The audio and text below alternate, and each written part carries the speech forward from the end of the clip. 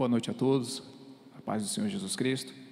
Estamos nos reunindo aqui mais uma vez para iniciarmos outro de nossos estudos nas quinzenas de quarta-feira, sempre tratando de algum tema da atualidade e de uma perspectiva bíblica. São estudos bíblicos, mas também focamos em outras fontes para poder explicar algumas coisas com mais clareza para quem não tem tanta familiaridade com os ensinamentos do cristianismo. E hoje especificamente nós vamos tentar uma aproximação entre uma perspectiva cristã e uma perspectiva filosófica para poder explicar, talvez de uma vez por todas, talvez com os melhores argumentos possíveis, por que de fato os cristãos têm uma necessidade de fazer uma defesa de valores morais mais tradicionais. Então, o tema de hoje é combatendo bíblica e filosoficamente a doutrina LGBT sobre amor e sexualidade. Então, é um tema espinhoso. Repetindo, combatendo bíblica e filosoficamente a doutrina LGBT sobre amor e sexualidade. Então, para a gente poder iniciar, nós vamos abrir a Bíblia em duas passagens que vocês vão perceber que elas não vão colocar ainda o dedo na ferida. Embora a gente saiba que tem muitos versículos bíblicos que são mais diretos, eu preferi uma abordagem de comer pelas beiradas. Vocês vão entender por quê. O primeiro texto bíblico que eu quero convidar os irmãos a acompanhar comigo essa noite fica em Mateus, capítulo 13, versículo 24. A gente vai ler um segundo texto em Marcos, mas vamos iniciar por aqui. Mateus, capítulo 13, versículo 24. Mateus, capítulo 13, versículo 24. Leiamos. Propôs-lhes Jesus outra parábola, dizendo: o reino dos céus é semelhante ao homem que semeou boa semente no seu campo. Mas enquanto os homens dormiam, veio um inimigo dele e começou a semear joio no meio do trigo e retirou-se. Quando, porém, a erva cresceu e começou a espigar, então apareceu também o joio. Chegaram, pois, os servos do proprietário e disseram-lhe: Senhor, não semeaste no teu campo boa semente? De onde, pois, veio o joio? Respondeu-lhes: algum inimigo é que fez isso. E os servos lhe disseram: queres, pois, que vamos arrancá-lo? Ele, porém, disse: não, para que ao colher o joio, não arranqueis com ele também o trigo. Deixai crescer ambos juntos até a ceifa, e por ocasião da ceifa, direi aos ceifeiros: ajuntai primeiro o joio e atai-o em molhos para o queimar. O trigo, porém, recolhei-o no meu celeiro. Parábola do joio e do trigo. Todo mundo conhece muito bem. O que talvez as pessoas não conheçam muito bem é o joio, porque o trigo a gente vê muito em filme. Quem não viu na vida real de ir numa plantação de trigo, já assistiu, né? Aqueles grandes lotes de terra, em filme que tem fazenda, que tem alguma coisa do tipo. Filme de alienígena costuma ter aquelas imagens, né, desenhadas em plantações. Então a gente vê muito trigo no cinema, para quem não teve a oportunidade de ver ao vivo. Mas recentemente houve uma entrevista do Rodrigo Silva para Brasil Paralelo, em que ele chegou a trazer um raminho que ele trouxe do Líbano no dia anterior à entrevista que ele foi prestar. E aí ele mostrou para os apresentadores e pediu que eles identificassem o que era aquilo. Uma das apresentadoras mencionou: isso é trigo? Parece muito trigo, né? E ele disse: parece, mas é joio. Por dentro, ele é oco. Ele não tem nenhuma semente que você possa moer para poder produzir pão e nem para plantar.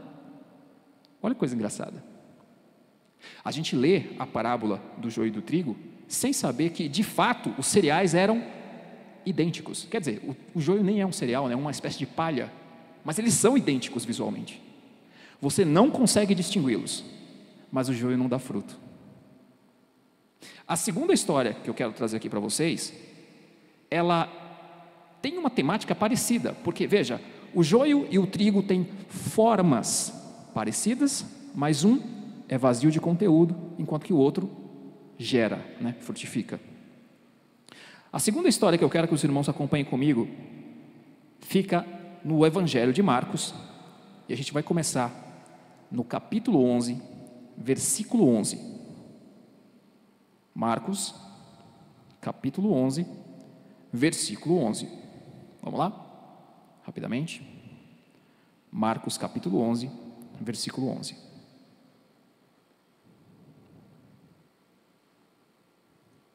E Jesus entrou em Jerusalém, no templo, e tendo visto tudo em redor, como já fosse tarde, saiu para Betânia com os 12. E no dia seguinte, quando saíram de Betânia, teve fome. E vendo de longe uma figueira que tinha folhas, foi ver se nela acharia alguma coisa. E chegando a ela, não achou senão folhas, porque não era tempo de figos. E Jesus, falando, disse à figueira: nunca mais coma alguém fruto de ti. E os seus discípulos ouviram isso. A gente vai pular alguns versículos. Vamos agora para o versículo 20, que é o dia seguinte à praga que Jesus joga sobre a figueira, que estava cheia de folhas, mas não tinha fruto. E eles, passando pela manhã, viram que a figueira se tinha secado, desde as raízes. E Pedro, lembrando-se, disse-lhe: mestre, eis que a figueira que tu amaldiçoaste se secou. Aqui a gente faz uma pausa, porque o ponto em que eu gostaria de tentar traduzir alguns dos que eu acredito serem os melhores argumentos para combater a ideologia LGBT, eles bebem de uma coisa que em filosofia nós chamamos de teoria das formas. O que é esse assunto? O que é essa temática? Pensa comigo. Como nós reconhecemos que uma coisa é uma coisa e outra coisa é outra coisa? Pela forma, certo? A forma não é simplesmente a aparência. A forma, ela nos ajuda a criar algumas generalizações para tentar deduzir qual seja o conteúdo. Colocando em termos mais simples, seria como se a forma de uma coisa fosse uma embalagem que nos faz supor, por como ela se apresenta, qual seria o conteúdo dela, certo? Então eu sei, por exemplo, que aqui dentro eu não vou encontrar copos descartáveis. Eu sei que aqui dentro eu não vou encontrar, por exemplo, uma mesa. Eu sei que o que quer que esteja dentro desse pacote é uma coisa achatada, certo? Vamos pensar um pouquinho.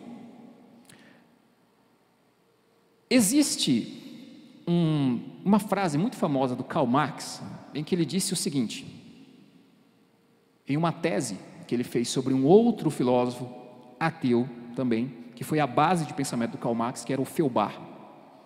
E quando o Marx escreveu as teses sobre o pensamento de Feuerbach, o Marx ele coloca a seguinte frase: os filósofos limitaram-se a interpretar o mundo de diversas maneiras. O que importa, porém, é modificá-lo. Os filósofos limitaram-se a interpretar o mundo de diversas maneiras. O que importa é modificá-lo.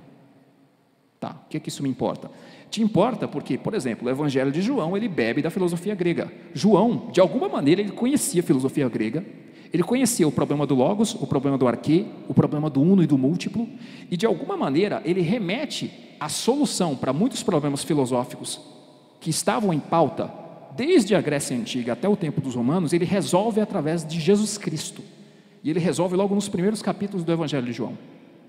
Isso é muito evidente para quando você olha para os termos que ele escolheu deliberadamente escrever em grego para poder definir Jesus naquela estrutura em que ele monta uma espécie de espelhamento entre os primeiros capítulos do Gênesis e os primeiros capítulos do Evangelho de João, que nós já trabalhamos em outro estudo. Por que isso importa? Porque a filosofia, ela começa, de certa forma, com a filosofia da linguagem, a partir daquilo que é chamado de dialética, que é um sinônimo de lógica. Chamar as coisas pelo que elas são implica em inteligir. Inteligir é uma palavra que literalmente significa ler aquilo que está dentro. Ler a partir de quê? A partir da forma. Ninguém gosta de chegar no mercado, por exemplo, querendo comprar açúcar e levar um pacote de farinha para casa. Isso pode acontecer por engano? Até pode. Mas imagine que a situação não seja essa. Imagine que você pegue um pacote e lá esteja escrito deliberadamente açúcar, 1 quilo. Tem a marca, tem o peso, tem a contagem de calorias, tem tudo que você espera que tenha num pacote de açúcar. E aí você leva ele para casa e você abre e é farinha de trigo. Você vai ficar muito doido com o pessoal do mercado, vai exigir seu dinheiro de volta, vai querer que troque, vai ficar importunando a empresa no Reclame Aqui, por exemplo, porque como é que faz um negócio desse, né? Me enganaram. Chamar as coisas pelo nome, identificar a partir da forma aquilo que seja o conteúdo, é estabelecer a verdade, o logos. Onde que a gente quer chegar com isso? Essa sempre foi a missão da filosofia. E lembrem-se, Jesus disse: eu sou o caminho, a verdade e a vida. Se a filosofia se ocupava de ser amiga da verdade, amiga da sabedoria, e João aponta Jesus como a sabedoria, a verdade encarnada, então o que o Karl Marx está dizendo aqui é bem problemático. Se os filósofos até então tentaram interpretar o mundo, o que importa agora é modificá-lo. Modificá-lo a partir de quê? Modificá-lo a partir, principalmente, da filosofia da linguagem, que foi uma área bastante atacada pelos filósofos e linguistas da escola de Frankfurt, tentando reinventar e salvar o que dava do marxismo, quando eles perceberam que a revolução não tinha dado em nada, e que as pessoas estavam muito felizes, obrigado, com suas vidas dentro de um sistema de livres trocas, de liberdade de expressão, de liberdade religiosa, que as pessoas não haviam abandonado o cristianismo como Marx acreditava, e por aí vai. Então, eu acredito que parte do grande problema do movimento LGBT é que ele é baseado em má filosofia. Vocês vão entender isso ao longo das explicações que a gente vai trazer aqui nessa noite.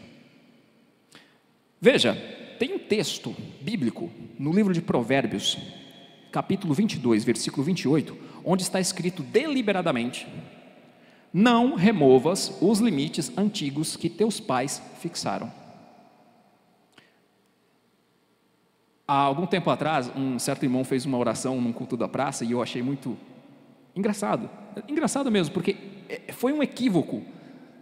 E talvez ele tivesse pensado em, sabe, combater algumas tradições equivocadas que às vezes as pessoas têm em certas festividades. Só que ele orou para que Deus tirasse a tradição da vida das pessoas. Isso é muito perigoso, porque tradição é aquilo que você transmite de uma geração para outra de conhecimento. Você não tem que pedir para Deus tirar a tradição da vida das pessoas, você tem que pedir para Deus tirar a mentira. Quando você pega e joga toda a tradição fora, você está fazendo o que Provérbios está dizendo para você não fazer, que é remover os limites antigos que os pais fixaram. Que limites são esses? Vocês já perceberam que hoje em dia as pessoas estão tendo um grande desespero emocional, com problemas psicológicos, transtorno de ansiedade, depressão, e tudo isso gira em torno de um problema da identidade? Quem sou eu? Qual é o meu papel no mundo? Qual é o significado da minha vida? E as pessoas não veem sentido nem resposta para isso, porque a má filosofia, ela empurra para as pessoas: olha, você tem que escolher o que você vai ser, você tem que decidir o que você vai ser, você pode ser qualquer coisa. Qualquer coisa é muito. Qualquer experimento em psicologia que te dê 10 opções para você escolher dentro de uma compra, por exemplo, para quem não sabe, a psicologia inventou o marketing. É o nosso meia-culpa, né? Falha nossa. Mas, se você dá só 3 opções, o que a gente observa é que quem teve só 3 opções, sai mais satisfeito da compra. Se você dá infinitas opções para as pessoas, elas travam, elas ficam angustiadas, elas se arrependem com muita facilidade. É quase que um efeito Netflix. Você liga para poder assistir uma coisa e tem tantas coisas no catálogo, e muitas vezes até iguais, e você não sabe o que escolher. Muita gente passa mais tempo zapeando para ver o que vai assistir do que assistindo alguma coisa. Isso vale também para Instagram, TikTok, YouTube, etc. Então, não remover os limites antigos que os pais fixaram também diz respeito a não remover os limites importantes daquilo que sempre foi considerado pilar civilizacional, entre eles o casamento. e a geração de filhos, e a continuidade da sociedade, e enxergar os filhos enquanto legado, porque você vai e eles ficam, ou pelo menos é essa a tendência. A tendência é que os filhos enterrem os pais, e não o contrário. E quando o contrário acontece, existe uma angústia muito grande por parte de quem fica. Onde eu estou querendo chegar com isso? O que o movimento LGBT tem feito é tentar empurrar para longe os limites antigos que os pais fixaram a respeito do que é o papel masculino, do que é o papel feminino, do que é a identidade sexual da pessoa, do que é o desejo natural e do que a gente chama em filosofia de teleologia. Teleologia é um termo mais chique para você falar da causa final, segundo Aristóteles. O que é a causa final? Olha, essa mesa ela tem uma forma, ela é feita de um determinado material, ela foi produzida a partir de um certo processo, mas a pessoa que fez essa mesa não fez essa mesa para a gente deitar em cima dela. Ela fez essa mesa como um adorno, fez essa mesa com compartimentos, onde eu posso colocar objetos aqui, que alguns nem estão visíveis para vocês, mas estão para mim, e para que a gente conseguisse dispersar alguns objetos, de modo que eles não ficassem na mão, de que eles não ficassem pendurados. Existe uma causa final de por que isso aqui foi feito. Essa causa final é uma teleologia. Teleologia é, para que isso aqui serve mesmo? Pegaram a ideia? Qual é a teleologia do ser humano? Você olha para uma forma humana, você espera que ela seja de um humano, e você espera que haja um humano ali dentro. Isso é ler dentro, isso é inteligir. Isso é você olhar para a forma e a partir da forma você deduzir um conteúdo, porque a forma é uma generalização. Explicando melhor. Imagine um bebê aprendendo a falar. Um bebê que tenha identificado que uma das formas de se chamar um cachorro é chamá-lo de au-au, certo? A criança chama um primeiro cachorro de au-au, depois ela chama um segundo cachorro, que é de outro tamanho e de outra cor, também de au-au. Depois ela chama um terceiro cachorro, que pode ser maior ou menor que os dois primeiros, também de au-au. Ela pode ver um cachorro mais peladinho, um outro mais peludinho e também chamar de au-au, e assim sucessivamente. O que ela está fazendo não é chamar este ou aquele cachorro de au-au. O que ela está fazendo é deduzindo uma regra geral das coisas que nós classificamos como cachorro e usando o nome social, porque não existe linguagem privada, toda a linguagem ela é utilizada entre dois ou mais interlocutores, para identificar aquela forma. Ok? Então vamos lá. Ela descobriu então a forma que em filosofia a gente também chama de essência do que é o cachorro. Quando ela consegue identificar em vários cachorros que esse é au-au, aquele outro é au-au, o outro também é au-au. Eu vi isso na minha filha, por exemplo. E onde é que a gente está tentando chegar?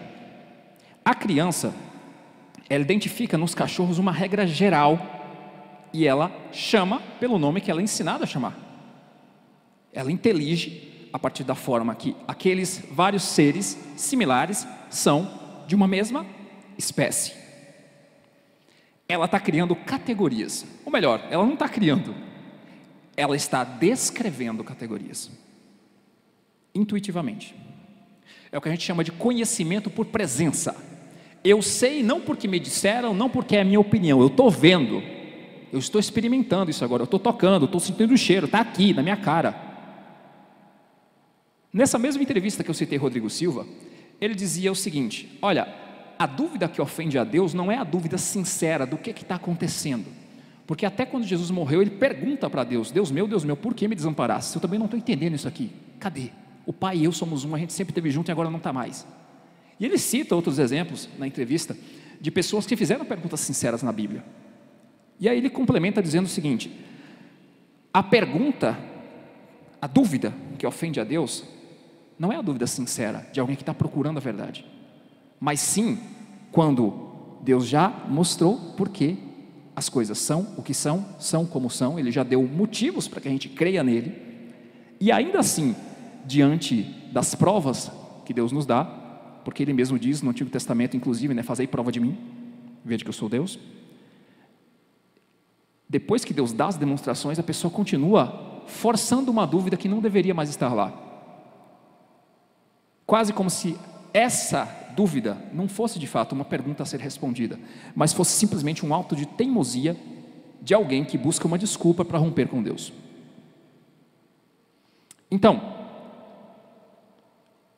o que o bebê faz quando ele intelige a essência do au-au do cachorro, pode parecer simples, mas essa operação do intelecto a partir da percepção que ele tem com os sentidos, ela é tão difícil, mas tão difícil que ela parece ser apenas característica dos seres vivos e mais profundamente dos seres humanos, porque a inteligência animal ela é de outra espécie do que a nossa.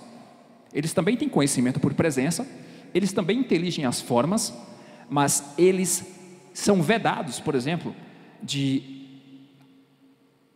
deduções mais abstratas, como dos entes de razão de segunda intenção, que é uma coisa que a gente estuda em lógica, para definir o que são as formas.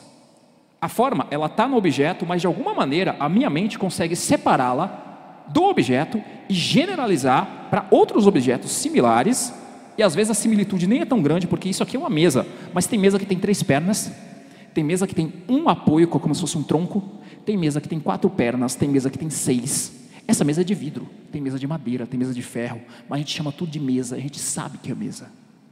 Como diabos isso é possível? Isso inclusive é uma das dúvidas que permeia a filosofia, que não é totalmente resolvida, tá?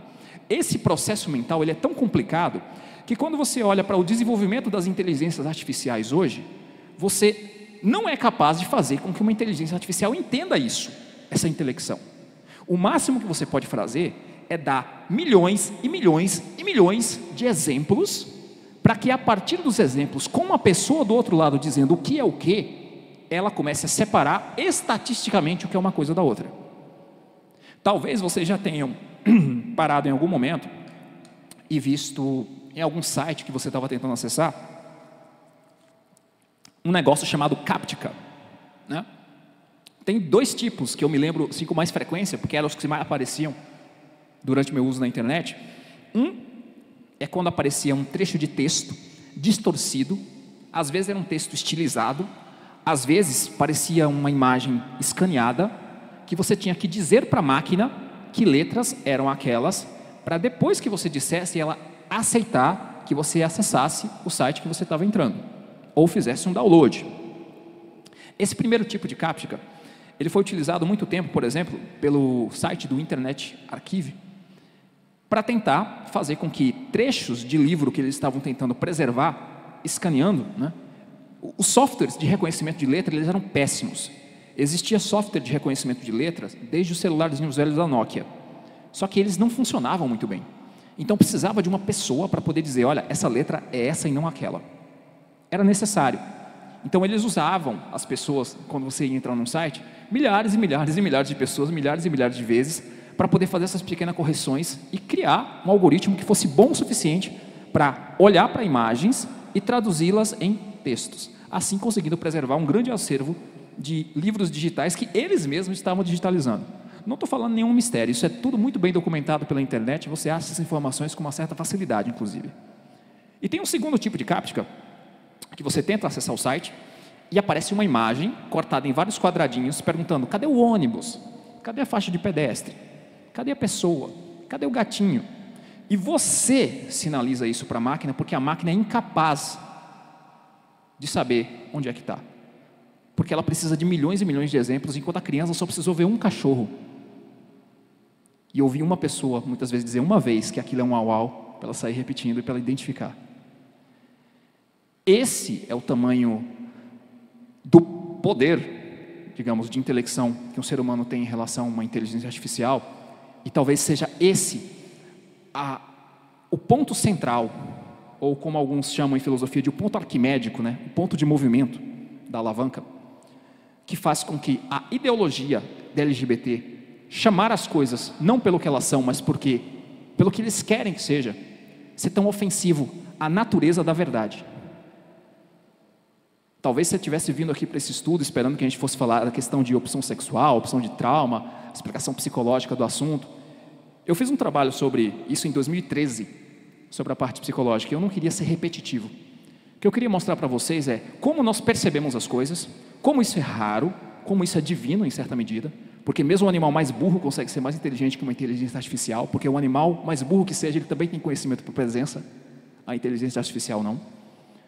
E ao mesmo tempo, como é que pode um ser humano, ele conseguir olhar para, vou voltar para aquele meu exemplo, olhar para o saco de farinha, que não está feito para ele enganar, está escrito, é farinha, e ele, não, isso aqui é o meu açúcar. Estão entendendo onde eu quero chegar? As duas histórias que eu escolhi para a gente fazer a leitura, logo no começo, a segunda em específico, o contato que eu tive com o significado dela, porque me pareceu uma história muito, muito doida assim do Evangelho, tipo, Jesus está com fome, aí ele vai procurar figo na figueira, a figueira não tem nada, nem era tempo de ter figo, e Jesus amaldiçoa a árvore. Pô, cara, mas que coisa sem nexo, né? Coisa sem sentido. Para que Jesus fez isso aqui, né? É tipo uma demonstração vulgar de poder, né? Uma demonstração gratuita. E aí os discípulos ficam admirados, nossa, a árvore secou, sendo que Jesus estava morto. Também não é um milagre tão grande assim, tá? Mas para quê? Eu entendo, ressuscita alguém, cura alguém para a glória de Deus, abre os olhos do cego, ninguém pecou, não foi ele, não foi os pais, é para que a glória de Deus fosse revelada, e vai, prega o evangelho. Mas a figueira, cara, era um negócio assim que era difícil para eu engolir. Até que um dia, tá lá o pessoal em casa assistindo Ídolos, eu acho que era Ídolos, né? Porque tem tanto programa genérico desse tipo. Estava lá o Supla, e entra um dos candidatos, todo caracterizado como roqueiro, cabelinho no estilo, tatuagem, roupa, tal, e ele, opa, esse é dos meus. Aí o cara chega e, ai, chamou, sabe?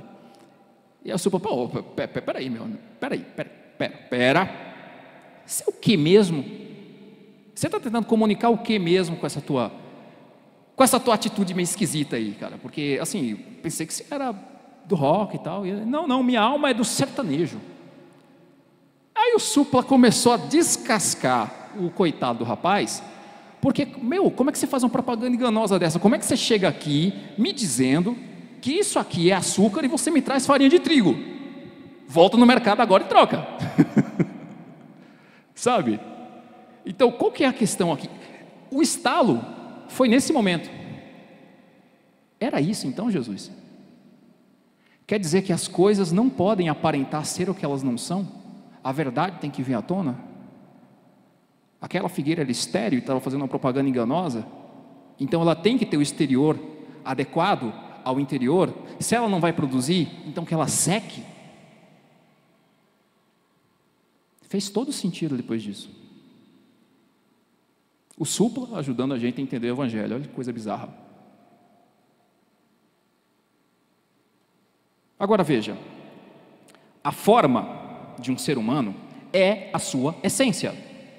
Ela permeia todos os seres humanos. Ela não se restringe a casos particulares.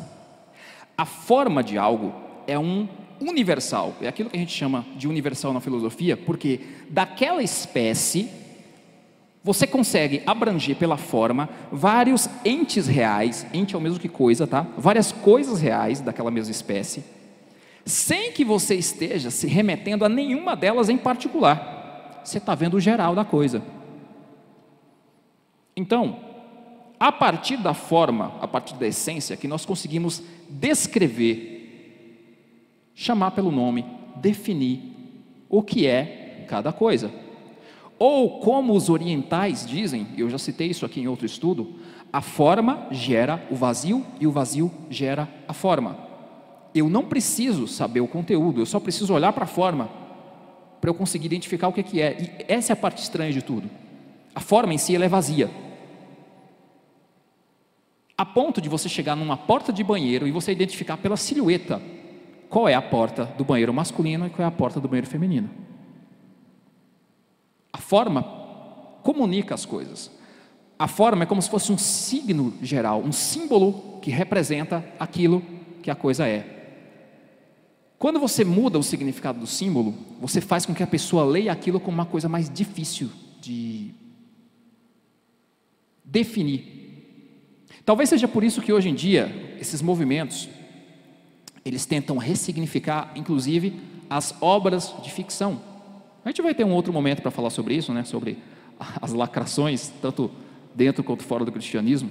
Mas veja, pegar símbolos antigos e você começar a representar mulheres com comportamento masculino, homens mais afeminados, inclusive na aparência, ou muitas vezes você usar, como a gente tem visto algumas vezes em desenhos animados, personagens que você não consegue determinar muito bem o que eles são.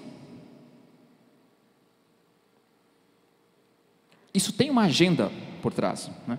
E o maior problema dessa agenda não é o comportamento das pessoas, que está errado sim, que é pecado, que a Bíblia diz que é pecado, mas é porque o ataque mais básico que esse movimento faz é contra a própria verdade, é contra a própria inteligência, é contra a própria capacidade das pessoas de identificarem o conteúdo a partir da forma. É uma grande propaganda enganosa. Esse é o maior problema. Essa inversão de papéis. Não precisamos de tal ou tal sexo, né? Se bem que é mais de um lado do que do outro, né? É mais do lado das feministas apontarem que não precisam do masculino. E a gente observa isso acontecer inclusive em escolas, porque a escola hoje, ela é basicamente um ambiente feminizador. Veja, entenda o que eu vou dizer. Meninos, eles precisam de atividade física, eles precisam de combate, eles precisam gastar energia, eles precisam mexer em coisas, eles precisam desmontar coisas, senão eles não aprendem. Eles são agitados por natureza porque eles não funcionam do mesmo jeito que mulheres, porque eles não são mulheres. No entanto, quando você pede que todo mundo se sente, cale a boca, fique prestando atenção no que os outros dizem e se importe muito com palavrinhas e com o sentimento dos próximos. Não que isso não seja importante, mas cada coisa a seu tempo, sabe? Você não pega meninos e tenta educá-los como meninas e espere colher meninos, porque você não vai colher. Você vai colher outra coisa. Você vai colher homem fraco, você vai colher pessoas que não sabem se posicionar, você vai colher gente que não sabe brigar e se defender, que não vai lutar pela sua própria família, que muitas vezes vai esperar que as coisas cheguem de mão beijada para ele. O ambiente, inclusive, da escola, ele foi tomado pelas mulheres porque naturalmente as mulheres preferem trabalhar com ambientes em que você vai cuidar de outras pessoas. Por isso que elas estão em maior número na saúde e na educação. Mas antigamente existia um tabu em que até algumas igrejas ainda conservam isso hoje, que é de separar homens e mulheres. No culto, nos estudos, nas escolas, isso acontecia antigamente. Porque se entendia que o homem ensina homem porque funciona como homem, e mulher ensina mulher porque mulher funciona como mulher. Quando a gente misturou todo mundo, por que misturou? Porque as mulheres estavam indo trabalhar. E dava muito trabalho ter uma educação individualizada, então coloca todo mundo dentro do mesmo lugarzinho, do mesmo curralzinho, e aplica o mesmo tipo de ensinamento. Quando são áreas dominadas exclusivamente por homens, tipo engenharia da vida, vá lá, porque aí você não vai ter tanto disparate. Mas você pega outras áreas, a área de educação, como eu acabei de citar, é problemático, porque falta exemplo. De onde é que a gente está tirando isso? Daqui, da Figueira, do Supla, da teoria das formas. Então veja, pouca gente sabe, mas grande parte da nossa linguagem, ela é herança de um cara chamado Aristóteles. Aristóteles foi o cara que melhor sistematizou a teoria das formas, porque foi o cara que sistematizou como funciona o raciocínio lógico. E a gente usa o raciocínio lógico para programar software, para resolver contas matemáticas, para poder identificar uma falácia, ou seja, uma mentira, quando alguém diz, porque as mentiras, em essência, elas não têm sentido, porque elas não remetem a entes reais, certo? Elas chamam as coisas de coisas que elas não são. E eu até trouxe alguns exemplos, só a critério de curiosidade mesmo. Vou citar aqui algumas frases. Por exemplo, o ato infracional foi julgado segundo a norma do Código Penal brasileiro. O que é um ato? É uma coisa que a pessoa faz. Só que ato, na filosofia de Aristóteles, era algo que tinha potencial de acontecer e se realizou. É um termo que a gente tirou direto da filosofia dele, direto da metafísica dele, mais especificamente. A causa do acidente foi a alta velocidade do veículo. Causa é um outro termo que a gente tira de Aristóteles. O que é a causa? É aquilo que provoca uma mudança de estado em algo. Isso é uma causa. Forma. O oleiro deu forma à argila, criando um belo vaso. De onde a gente tirou o conceito de forma? De Aristóteles, da teoria das formas. Por que é um vaso e não uma cadeira? Porque a forma nos mostra isso. A gente pega, por exemplo, o jovem atleta tem um grande potencial de se tornar um grande corredor. O que é potencial? Potencial vem de potência. Potência, dentro da metafísica de Aristóteles, é aquilo que algo pode se tornar, mas nem sempre se torna, porque quando se tornar já não é mais potência, é ato. O que mais? Matéria. A matéria-prima usada na fabricação do carro é o aço. De onde a gente tirou de chamar as coisas de matéria-prima? De Aristóteles, da lógica de Aristóteles. Substância. A substância encontrada na bebida das vítimas era um narcótico entorpecente usado pelo agressor para adormecer as vítimas. O que é substância? É subinstância. Qual é a subinstância que está mantendo de pé todas as coisas aqui na mesa? Essa plataforma de vidro. É uma coisa que está embaixo, está escondidinha. É um conceito aristotélico. O que mais que nós temos aqui? Categoria. A qual categoria animal pertence o ornitorrinco? O que é categoria? Categoria é quando você vê que uma forma de uma coisa é a forma de uma coisa, e a forma de outra coisa é a forma de outra coisa. Isso também está na metafísica de Aristóteles. Essência. A essência do ser humano é a racionalidade. O que é essência? Essência é aquilo sem o qual aquele ser deixa de ser o que é. A essência, inclusive, ela pode ser estragada, porque você pode ser deformado. O que é deformado? É aquilo que perdeu ou que teve a sua forma danificada. É por isso que quando a gente teve aquele treinamento na época, era o pastor que presidia o Conselho de Ética da Igreja Brasil para Cristo. Qual o nome dele, pastor? Ele escreveu vários livros sobre casamento. Isso, Walter Bastos, muito obrigado. E o Walter Bastos, ele falou uma coisa bem importante no momento em que ele fez um treinamento aqui na igreja, que era o seguinte: a gente não sabe qual vai ser o futuro da igreja, porque hoje a gente está sendo taxado de preconceituoso, porque as pessoas não entendem os motivos que levam, não só a Bíblia, mas a própria filosofia a condenar esse tipo de postura, como a postura do movimento LGBT, como um movimento que não preza pela verdade. As pessoas não entendem isso. E essa briga, ela é antiga e ela é muito mal explicada. Mas uma coisa que ele falou aqui durante o treinamento que eu achei bem importante é: o que a igreja vai fazer se esse pessoal começar a vir para cá? Se esse pessoal começar a se converter. Imagina uma pessoa que tem toda a figura, toda a forma, deformada na verdade, porque a pessoa modificou a própria forma, para parecer ser o que não é, e de repente essa pessoa vem para a igreja. A gente vai fazer o que com uma pessoa dessa? Aí ele deu a resposta inclusive baseada em teoria das formas. Se fulano, que é de sexo A, se deforma para parecer ser de sexo B e se converte, a igreja ajude ele a voltar, ou ela a voltar a parecer com o seu sexo de nascimento, porque aí você vai estar recuperando a forma que ela tinha, ou que ele tinha. E eu achei uma resposta bastante interessante na época, e olha que eu nem tinha toda essa sutileza de pensamento filosófico para poder basear de onde é que ele estava tirando essa resposta. Então, continuando, outras palavras que a gente herdou de Aristóteles: predicado. É alto, é um predicado que pode ser atribuído a uma pessoa. Fulano é alto, predicado, aquilo que se diz da pessoa. Isso é análise, análise de quê, Alex? Análise sintática. De onde a gente herdou isso? De Aristóteles. E a gente continua. É lógico que o Palmeiras não tem mundial. Lógica. De onde é que a gente tirou esse termo? O que é a lógica? Lógica é uma das 7 artes liberais, que liberal naquele sentido de, olha, o corpo ele é preso à matéria, mas o espírito é livre. Então é uma arte livre, é uma arte do pensamento, que não diz respeito a estar presa às coisas, porque você consegue enxergar a forma das coisas.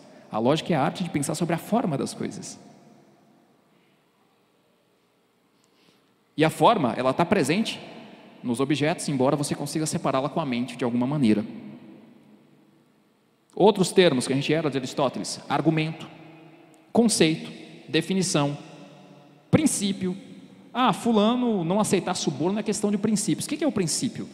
Princípio é o começo, mas não é só o começo no sentido igual, por exemplo, a palavra Gênesis: no princípio criou Deus os céus e a terra, mas sim o que é o elemento básico que faz com que aquilo se torne ato. Isso é um princípio.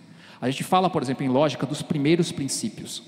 O pensamento ele só é possível porque ele é ordenado por uma série de elementos lógicos que estão subentendidos enquanto substância do pensamento. Por exemplo, princípio da identidade: aquilo que A é igual a A, você só é igual a você mesmo. Princípio da não contradição: isso aqui é o que é e não pode ser outra coisa. Princípio do ter sido excluído: se eu tenho duas proposições contraditórias, por exemplo, Deus existe, Deus não existe, as duas não podem ser verdadeiras no mesmo sentido ao mesmo tempo.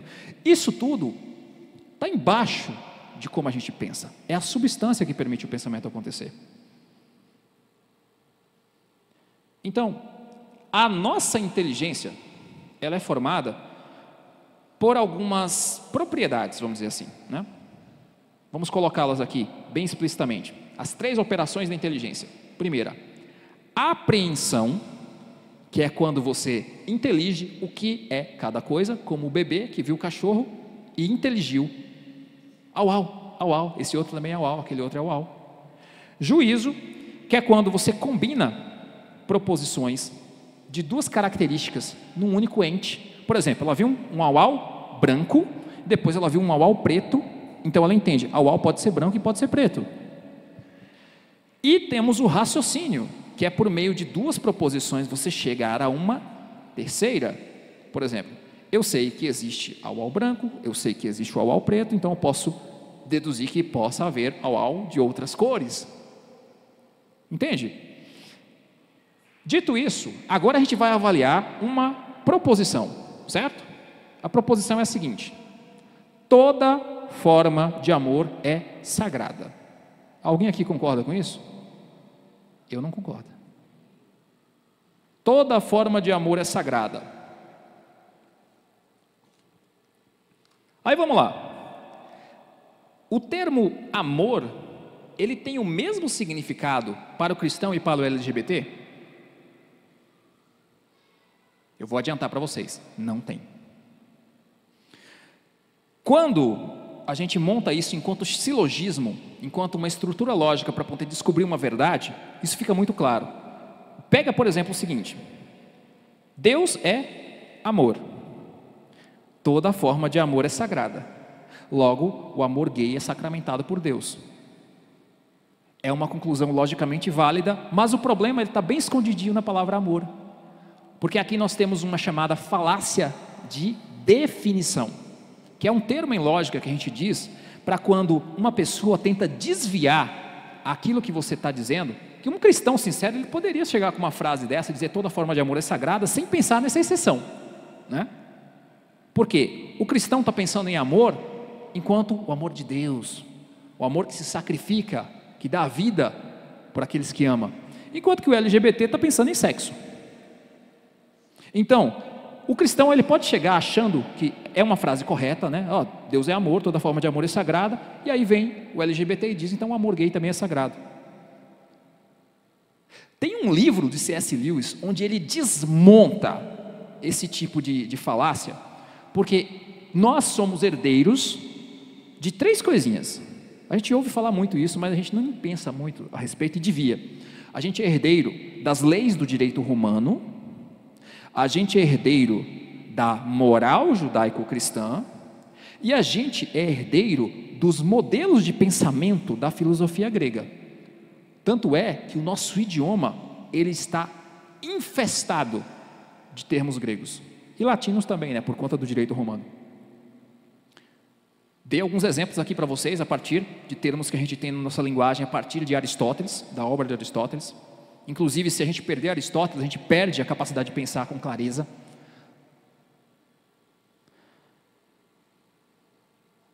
E o C.S. Lewis, quando ele faz a sua abordagem para combater a falácia de definição, ele trabalha o seguinte: dentro do universo de pensamento greco-romano, dentro do pensamento cristão, porque o Novo Testamento foi escrito em grego, certo? A gente tem 4 termos gregos para poder definir amor, e esses termos estão em categorias diferentes. Então, é como se nós chamássemos várias coisas pelo mesmo nome, mas sem querer, de fato, chamar todas essas coisas pelo mesmo nome. Vai ficar mais fácil quando vocês pensarem assim: uma palavra, ela não é só uma palavra. Uma palavra é uma caixa. E é uma caixa que, a partir de quando o tempo vai passando, as pessoas vão colocando outras coisas lá dentro. Porque a linguagem é viva, a linguagem muda com o tempo. Não sei se vocês sabem, por exemplo, a palavra nostalgia, que vem de nostos no grego, que é casa, e algia, que é dor, a dor de querer voltar para casa. É uma palavra com uma estrutura do idioma grego, né? Só que essa palavra, ela foi inventada no século XVIII, do século XVIII para o século XIX. Olha que coisa engraçada. Por quê? Porque a língua, ela é mutável. E as pessoas vão mudando de um lugar para o outro, elas vão adquirindo palavras que vêm de outros idiomas. Quem aqui já usou um Ray-Ban, lá nos anos 90, nos anos 2000?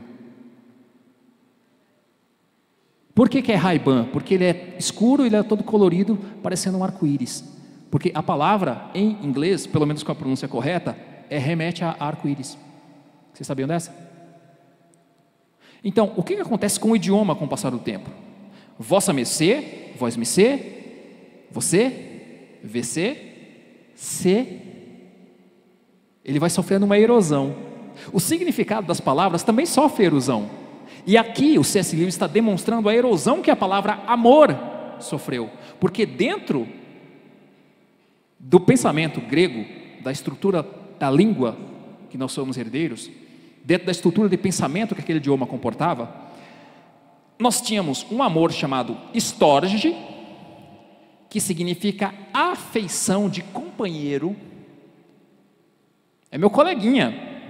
Nem sempre o coleguinha é amigo, né? Às vezes ele só está lá com você durante um tempo e depois vocês se afastam, cada um vai cuidar de sua vida, vocês vão para direções diferentes e não mantém contato. É colega. Mas você respeita, você trata bem e você considera uma pessoa de bem. Isso é storge.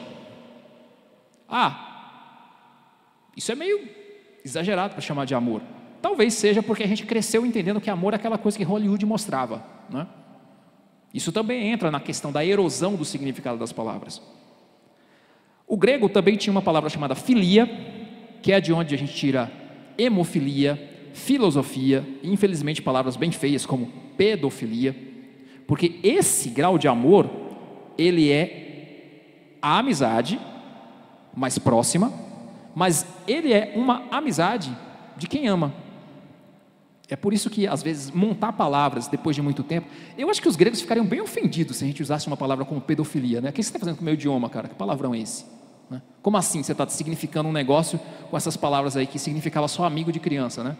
Pedo, em pedofilia, inclusive é o mesmo pedo que tem pedagogia, que é a pessoa que está lá para conduzir as crianças na escola, né? Não sei se vocês sabem disso. Pediatria é o mesmo pedo, a mesma raiz. Então, o filia, que a gente vê, por exemplo, em filosofia, é amizade, de amor à sabedoria, né? Ao conhecimento. Que seria aquela amizade que de fato, fulano é meu brother, fulano é uma pessoa que eu considero demais, a gente sempre mantém contato, está longe, mas a gente se fala, a gente olha para a mesma verdade, né? Em grego você tinha a palavra eros, que designava a paixão sexual, o desejo físico, carnal, a luxúria, vamos dizer assim, pelo corpo de outra pessoa. E você tinha uma outra palavra também para amor, que era ágape. Ágape, que é o amor da caridade, o amor do sacrifício, o amor que é se entregar por alguém, muitas vezes sem esperar nada em troca, porque a pessoa não tem nada para te dar. porque é o certo a fazer. É o amor da responsabilidade acima de todas as coisas. É o amor da justiça. 4 palavras dentro de um mesmo idioma para falar de amor. E eu não falei muita coisa, cara. Você pega os esquimós, eles têm 8 palavras diferentes para falar de neve. Eles veem diferença na neve para poder ter 8 palavras diferentes para falar de neve. Isso entra na cabeça da gente? Não, porque a gente não vê neve, né? Mas para eles tem diferença. Então, que tal se a gente começar a entender como desmontar a falácia de definição, entendendo que tem categorias diferentes de amor que não estão necessariamente relacionadas entre si. Você pode ser casado com uma pessoa que você tem muita atração física e a pessoa não ser sua amiga ou seu amigo. Por exemplo, você pode se sacrificar por um companheiro que você mal conhece, como o C.S. Lewis, por exemplo, que cuidou da mãe de um colega que ele conheceu durante a Primeira Guerra Mundial. O colega dele morreu, eles fizeram um juramento: olha, você cuida da minha mãe, e ele cuidou. Era um cara que ele mal conhecia. E veja, esses amores, eles não estão relacionados. Existe um mito na esquerda, a partir da psicanálise e a partir da escola de Frankfurt, principalmente através da figura de Marcuse, com o livro O Eros e a Civilização, em que tenta se colocar que a sexualidade seja simplesmente sinônimo de intimidade. Ah, fulano é meu amigo íntimo, então dentro da visão deles, vocês teriam que ter uma conjunção carnal, um ato sexual. Pode parecer a coisa mais bizarra do mundo, mas tem gente que pensa assim. Boa parte do movimento feminista da segunda onda e da terceira onda bebeu disso daqui, a ponto de haver autoras feministas que pregam o incesto. E a gente não pode esquecer, por exemplo, que o Karl Marx e o Friedrich Engels, eles assumiram que a família é o polo econômico da sociedade, não apenas a célula máter, como a gente ouve muito essa frase, e, portanto, para acontecer uma revolução em que os pobres tomam dos ricos tudo o que eles têm, no espólio, você teria que destruir a família. Está lá no movimento comunista, está lá sobre a origem da família burguesa, que é um texto do Engels, está tudo lá, entendeu?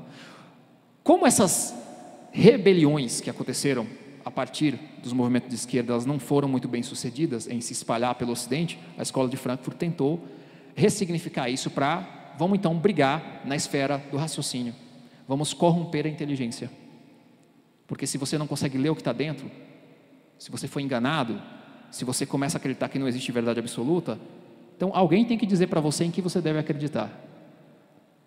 Pode ser o ator da novela da Globo, pode ser o seu político de estimação, mas você perde a capacidade de enxergar as coisas como elas são de fato. Se a gente perde Aristóteles, a gente perde a maneira que o Ocidente formulou que deveria pensar. E eu não sei se vocês sabem disso, mas Aristóteles, ele, inclusive, dentro do cristianismo, ele foi base para muitos filósofos cristãos pensarem. Você tem alguma influência de Aristóteles, por exemplo, em Santo Agostinho, você tem muita influência de Aristóteles em São Tomás de Aquino, e você olha para filósofos cristãos de hoje, como por exemplo o Alvin Plantinga, o William Lane Craig, são pessoas que tiveram uma base de pensamento aristotélico, porque é essa base que explica por que Jesus amaldiçoou a figueira, é essa base que explica por que o joio tem que ser separado do trigo, é o princípio da não contradição, é o princípio da identidade verdadeira, a identidade de quem somos em Cristo, do que fomos feitos para ser. Então, algumas das coisas que eu gostaria de mostrar para vocês, são poucas na verdade, eu vou pedir para o Kleber, ele rememorá-los de algumas coisas. A primeira são as definições que a gente usou aqui, a partir de C.S. Lewis e a partir do idioma grego, sobre quais eram os termos usados para classificar tipos diferentes de amor, e eles não se relacionam entre si. Você ama seus pais, mas você não quer ter relações com eles. Por exemplo, só para vocês entenderem que essas formas de amor, o companheirismo, a amizade, o desejo sexual e o amor sacrificial, eles são todos separados uns dos outros. A gente pode até usar a mesma palavra, mas a gente não quer dizer a mesma coisa. Eu até recomendo que quando o cristão entrar num tipo de conversa como essa, ele defina primeiro o que é amor, e ele deixa a outra pessoa definir, porque vocês vão evitar a falácia de definição. Vocês vão evitar passar vergonha e ensinar errado as coisas para os outros, porque o amor para o LGBT e para o cristão, ele não é a mesma coisa. O apetite sexual, ele está no eros, O amor do cristão está no ágape. Então vamos lá, Kleber. Aquela imagem com os 4 termos que C.S. Lewis traz sobre as definições gregas de amor, só para o pessoal saber como é que se escreve, porque falando assim fica meio difícil. Storge, afeição natural, companheirismo. E nos últimos dias as pessoas seriam, né, sem afeição natural, é storge. Tá? Philos, amigo ou amante. Eros, se refere ao deus grego do amor sexual. Daí a palavra erótico. Né? Ágape, que é o amor que em muitas Bíblias está traduzido lá em 2 Coríntios, acho que é 15, né? 2 Coríntios 15, sobre a caridade, né? A caridade é sofredora e paciente. Ele vai trazendo, em algumas traduções vem como amor e outras vem como caridade. A tradução que traz como caridade, ela é melhor. Ela vai mais a fundo, ela intelige melhor o significado da palavra para o português. Ela transpõe melhor isso para o nosso idioma. Agora, como a gente pode pensar essas categorias? Porque existe um problema na filosofia, a partir do próprio Aristóteles, que é, agora a gente entra naquele PDF, Kleber. Você vai mostrar só a primeira imagem, por gentileza.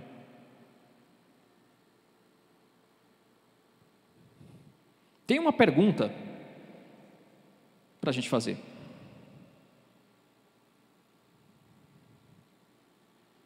Segunda é isso. Você sabe a diferença entre potência e ato? Potência é a capacidade interna de ser algo. E ato é a realização dessa potência. Você só descobre qual era de fato a potência quando ela se realiza. E a potência, ela pode ser de 2 formas. Ela pode ser de uma forma positiva ou de uma forma negativa. Você, enquanto criança que cresce e se torna um adulto bem formado e saudável, você está realizando a sua potência da mesma maneira que uma semente de laranja que você planta, vira uma laranjeira e frutifica e dá mais laranjas. Agora imagine que você, ao crescer, você passe, sei lá, por um acidente de carro ou de moto e você perca um braço ou uma perna. Você foi deformado. Deformado. Você perdeu a sua forma. Em parte, mas você perdeu.